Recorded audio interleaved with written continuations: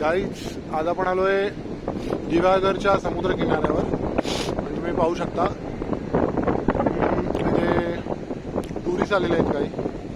आता हे टुरिस्ट जवळजवळ तिकडे बघू शकतो. थोडं तुम्हाला झूम करून दाखवतो. बघा तुम्हाला दिसतंय का? त्या साईडला पण खूप सारे टुरिस्ट आहेत. आणि आता थोडं संडे वगैरे नाही आहे, म्हणजे सॅटर्डे संडेला जर याल सुट्टीच्या वेळेत तर हा पूर्ण बीच भरलेला असतो. आणि खूप साऱ्या ॲक्टिव्हिटीज आहेत तिथे करण्यासारख्या. आणि दुसरे रेस्टॉरंटही आहेत दिव्यागरमध्ये.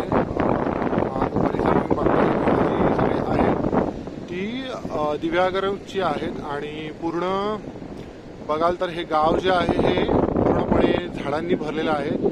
आणि वातावरण जे आतलं आहे ते खूप शांत आहे, थंड आहे. आणि राहण्यासाठी सुखसोयी आहेत. तुम्हाला पाहिजे असेल तसे तुम्हाला रिसॉर्ट्स आणि घरंसुद्धा राहायला मिळतील. बंगलोज आहेत राहण्यासाठी.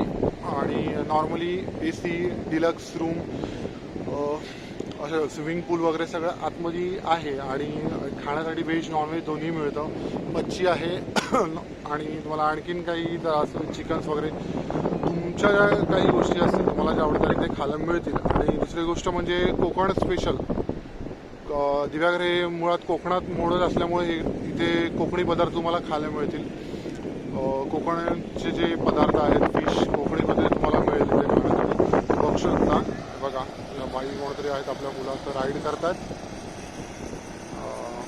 आणि खूप सुंदर समुद्र किनारा आहे, नीट आणि क्लीन आहे. खूप व्यवस्थितपणे याला ठेवलेलं आहे. काल आपण तिकडे होतो समोर, ते वेळास आगार जे मी म्हटलं, वेळास बीच तिकडे समोर आपण होतो. आणि आज आपण आलोय दिव्यागरच्या किनारा.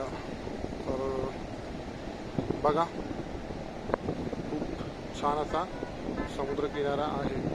हे दिव्यागर जे आहे ते मुंबईपासून फक्त 200 किलोमीटरवरती आहे. आणि तुम्ही मुंबई गोवा हायवेने इकडे येऊ शकता. माणगावला आल्यानंतर तुम्हाला राईड घ्यायचं आहे.